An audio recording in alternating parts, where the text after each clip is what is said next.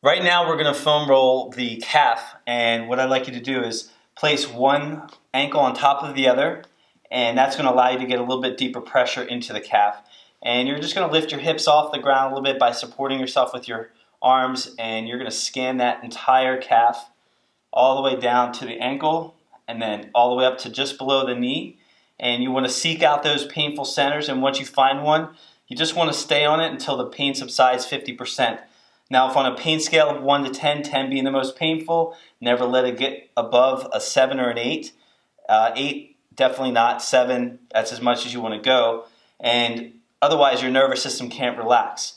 And then you want to bring that pain down 50%, so it's maybe at a 2 or a 3, so your body can open up, and then you move on to the next spot.